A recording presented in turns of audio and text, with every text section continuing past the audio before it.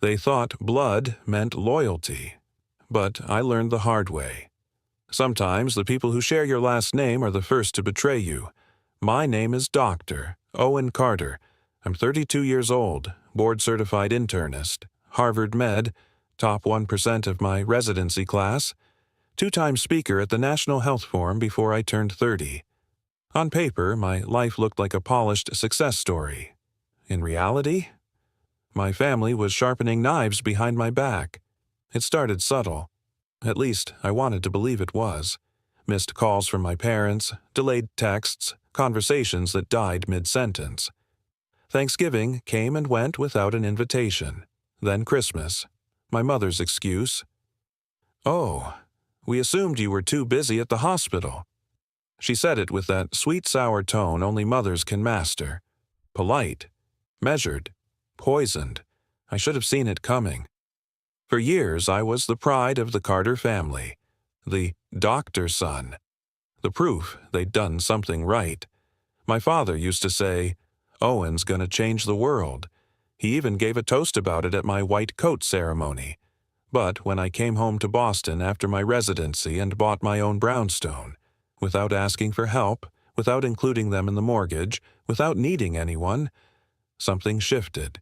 They didn't say it out loud, but I could feel it. I wasn't theirs anymore. I was independent, uncontrollable. Then came the real blow. My uncle, Richard Carter, my father's older brother, passed away suddenly from a stroke. He never married, no kids, but he owned a multi-million-dollar property portfolio and an antique watch collection appraised at over $600,000. He used to call me his quiet legacy. I attended every hospital visit, held his hand when the nurses turned him, managed his DNR, arranged the funeral, gave the eulogy.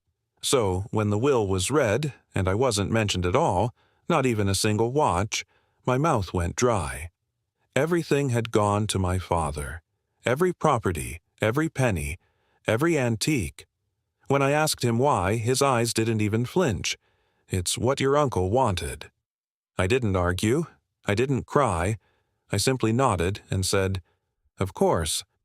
But inside, a cold clarity was forming, because I knew something he didn't.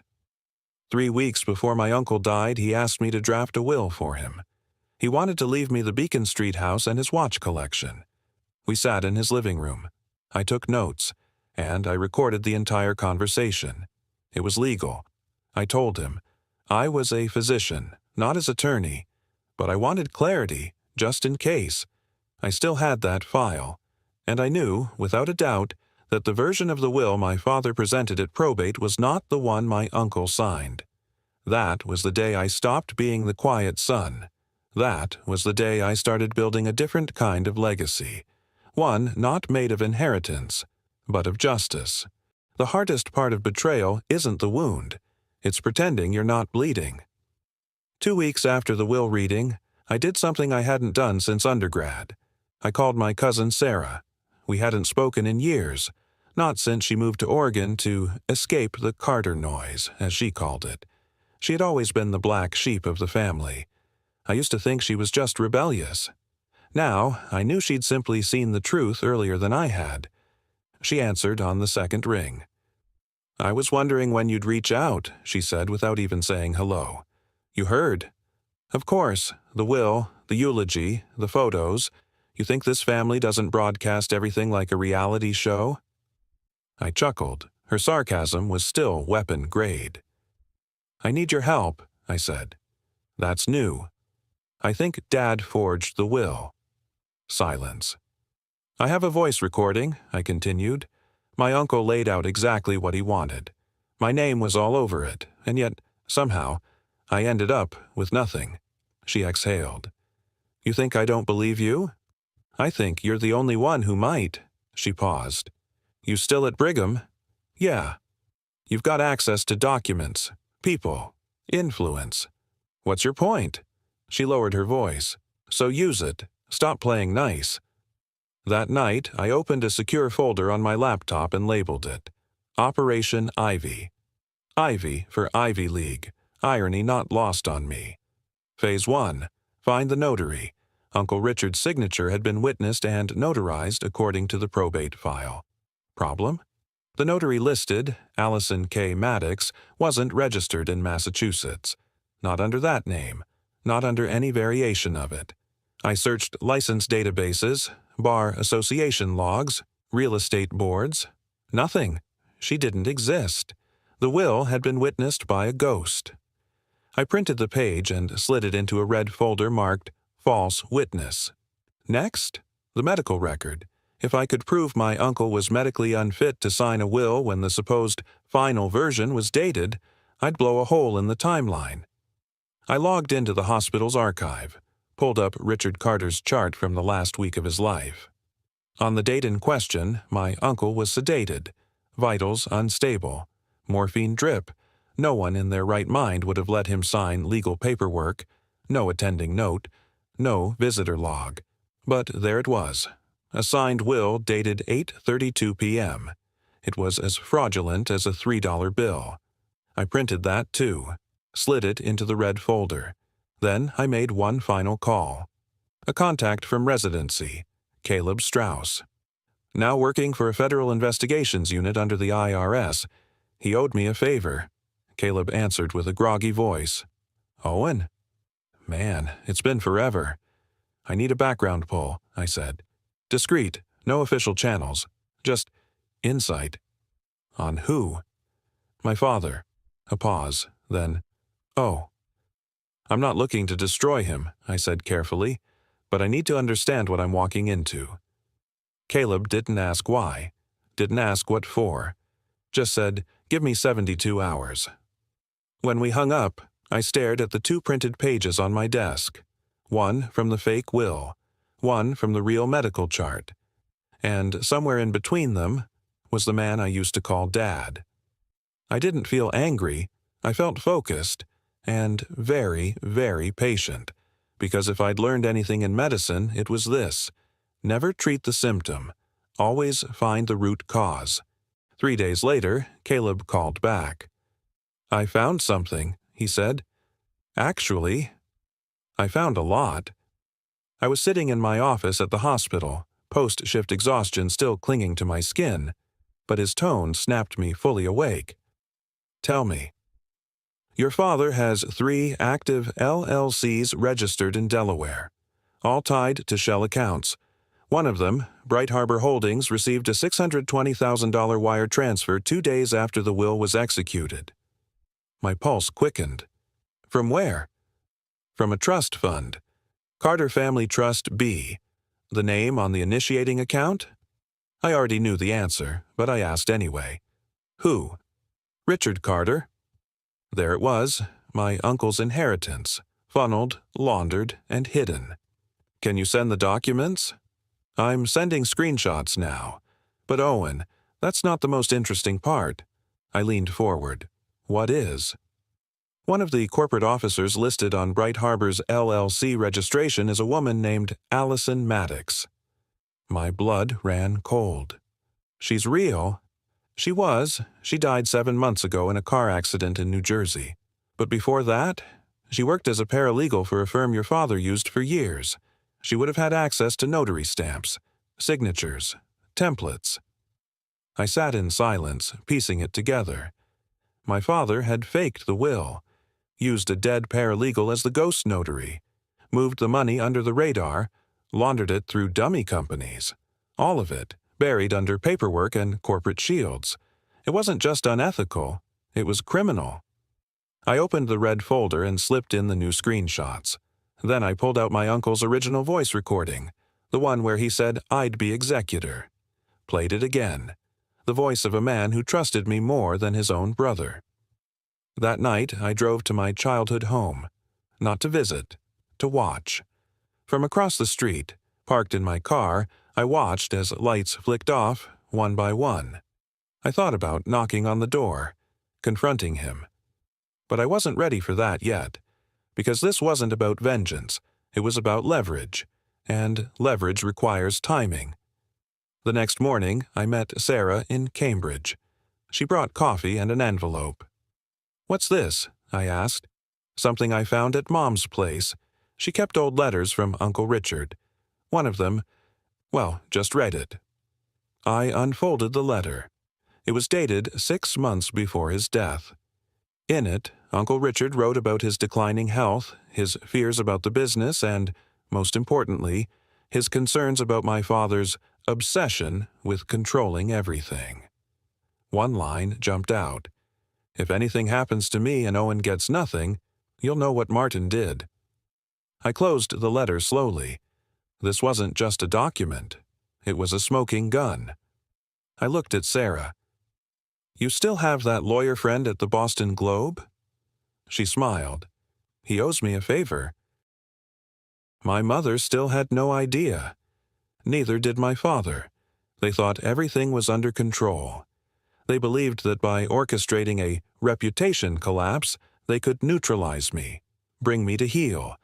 But I was already inside, with a new identity, old connections, and carefully laid ties that reached directly to them. Step 1. Uncle Ray. Ray was my mother's younger brother, and the only truly honest person in the family. He had always been considered an outsider because he spoke uncomfortable truths at family gatherings. While they dismissed him for it, he had always seen things for what they were, and he genuinely cared about me. One morning, I paid him a visit. In my hand, an old photo album. On my back, my high school varsity jacket. "Someone betrayed me, Ray," I said directly, "and this time, I won't stay silent." His face tightened. "Who?" I didn't answer. I wanted him to figure it out himself, because if he saw the truth with his own eyes, he wouldn't support me blindly. He'd support me because I was right. I handed him a few documents. Forged signature records from the investment firm. Unauthorized fund transfers from an account opened under my name. Screenshots of fake correspondence with the hospital administration. Ray stayed silent for a long time, then said a single word. "This is John's doing." "My father." He lowered his head. "And Elizabeth probably knows too." "My mother." Hearing it from him shifted something inside me. But I didn't feel pain, because anger had already been replaced by strategy. Ray didn't just provide insight, he reactivated some of his old connections. He referred me to an independent forensic accountant he'd worked with years ago. Her name was Dana Myers. She operated out of New Jersey. Detail-obsessed, sharp-minded, and a former FBI financial analyst. "There are major discrepancies in these documents," she said on day 1. I gave her full access, bank records, emails, every digital breadcrumb. Not just for myself, but for the family company's financial records as well. Because I had a feeling this wasn't just about me. Within 3 weeks, Dana uncovered 3 internal transfers, 2 fake consulting payments, and a property purchased under my name that I'd never heard of. I was the target, but the damage was much wider. The company they'd set up under my name, Claywell MedTech Consulting, had been invoicing other subsidiaries under the family's holding. On paper, it looked like they were providing consulting services. In reality, the money was being funneled back into their personal accounts. My father, my uncle, my mother, they were working together. I wasn't just a victim. I was a pawn inside their machine, deliberately pushed out of partnership, then discarded. But I was no longer the outsider watching from a distance. Now, I was inside the game. Next step, the shareholders' meeting. I used to just receive the annual update emails, but now I owned 18% of the company, thanks to the inheritance my grandfather left me. I walked into that meeting with Dana's 40-page forensic report folded neatly inside my jacket pocket, but I didn't pull it out. Not yet. I just sat quietly, took notes, held eye contact. Every second they thought I was still the discarded, isolated, defeated son was a second in my favor. At the end of the meeting, my mother approached. "If you're done causing problems, Mark," I looked her straight in the eyes. "I'm here to take back what you stole from me," I said, and I walked away. 2 days after the family gathering, Ray texted me. "Elizabeth called me this morning. She sounded panicked. said Martin needs to get the situation under control. Get the situation under control. That phrase sent a chill through me. In their language, it always meant one thing: hide, silence, suppress. But I wasn't the old Owen anymore. Dana's latest reports had arrived. The total money circulated through Claywell MedTech had exceeded $3 million. The payments had been invoiced under nearly identical service descriptions: investment analysis, consulting, medical strategy, to 3 different subsidiaries of the holding company. And not a single real contract backed them. Each one was fabricated. But the real bombshell, the origin point, was this. The person signing on behalf of Claywell MedTech, according to the official filings, was listed as Owen J. Carter, M.D. The signatures looked a lot like mine, but I hadn't signed them. To prove it, I requested a forensic document analysis. The results came in a few days later. The expert report was crystal clear. The signatures were not executed by the original individual. They were most likely produced via digital imitation.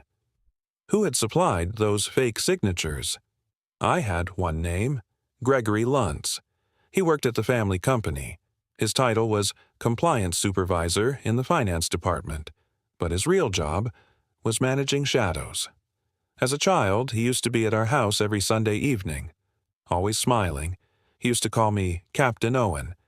Turns out he wasn't saluting me.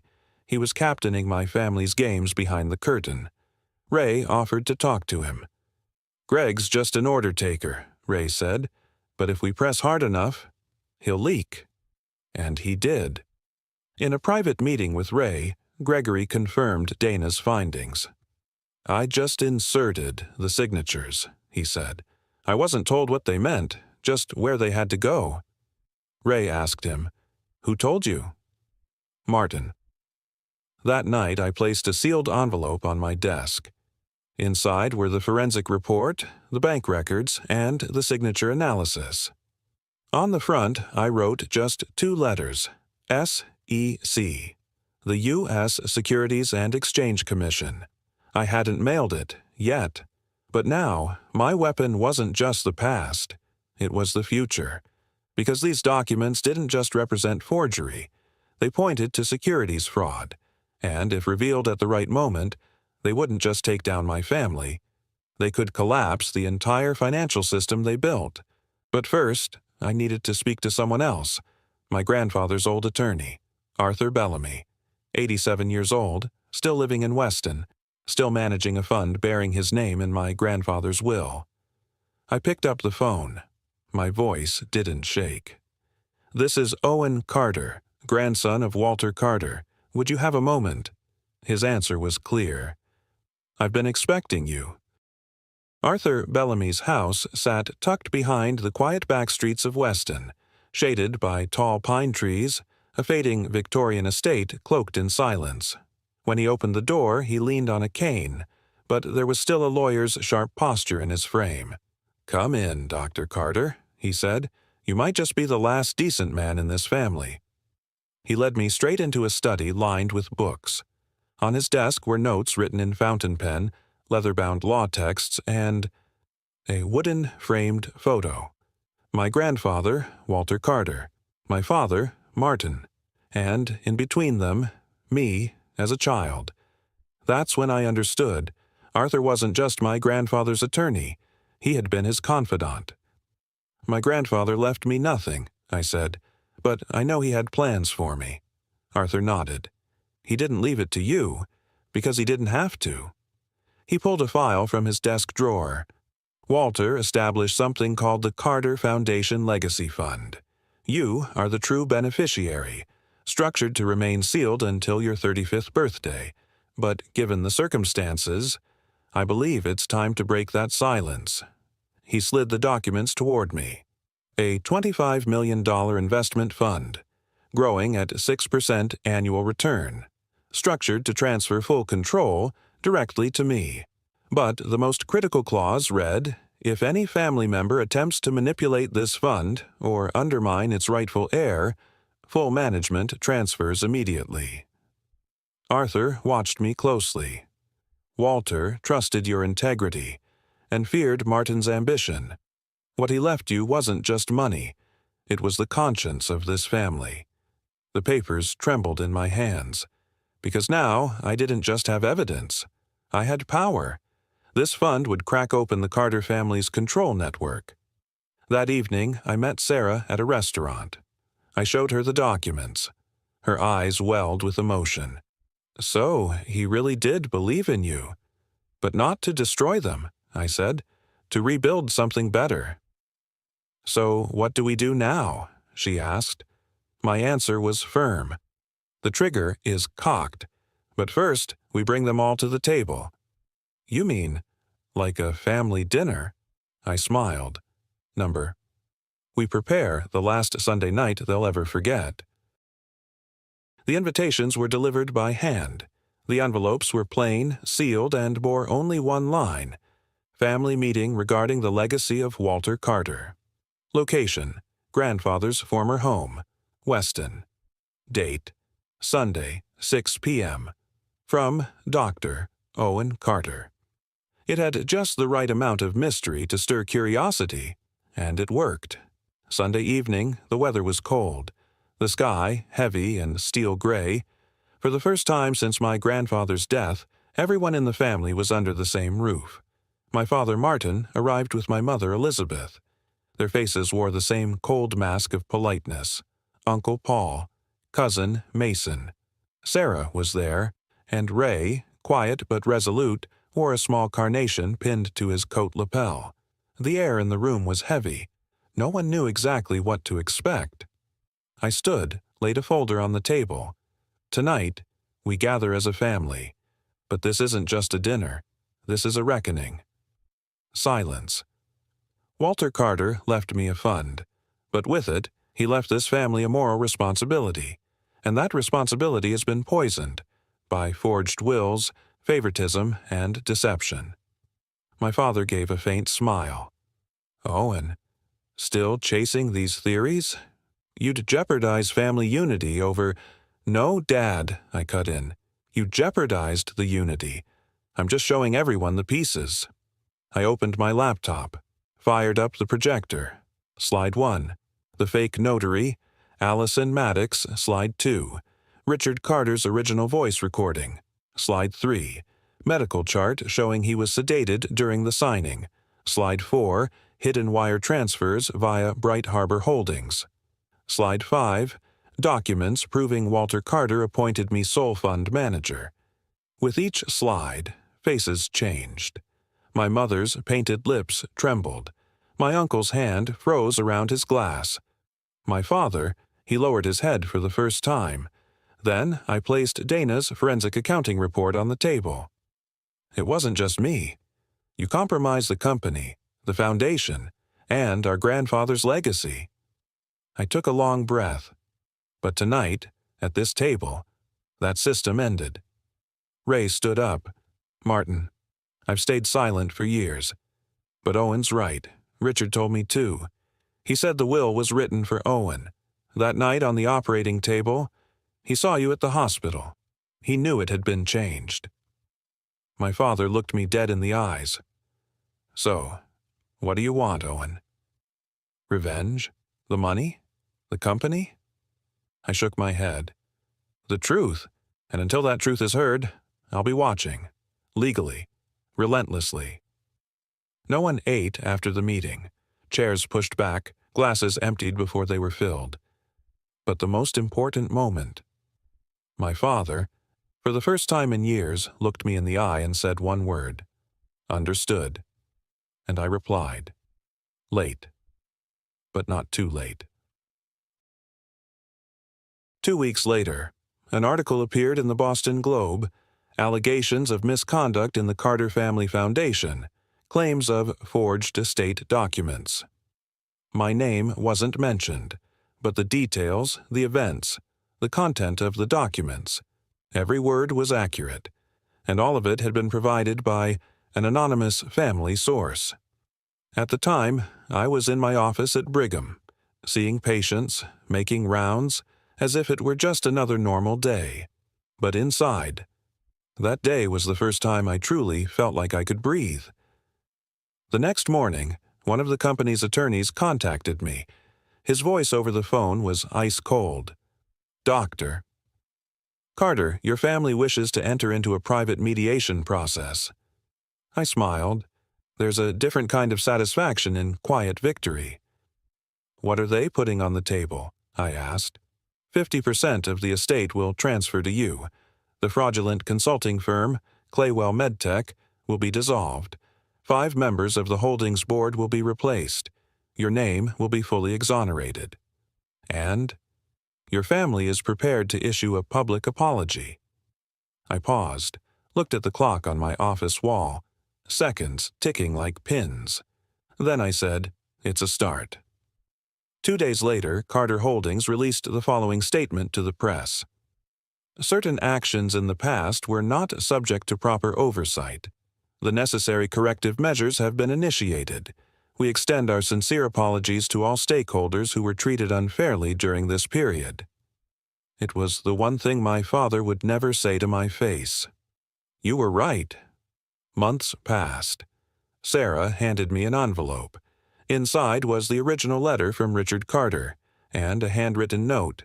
"I trust you. Thank you for revealing the truth. If Walter could see this moment, he'd be proud. Sarah." I had it framed and hung in my office. Next to it, I printed the final line from Richard's voice recording. "Owen, these watches don't just measure time, they measure character." That fall, I officially inherited my grandfather's house in Weston. There was an old oak tree in the yard, the one I used to climb as a child. Sitting beneath it that day, I realized something for the first time. The past didn't belong to me, but the future, every line of it, was mine to write. My final thought? I'll carry the Carter name, but not their games, because sometimes the greatest legacy is clearing your own name by your own hand. How would you act in Owen's place? Would you stay silent in the face of betrayal, or would you take on the whole family?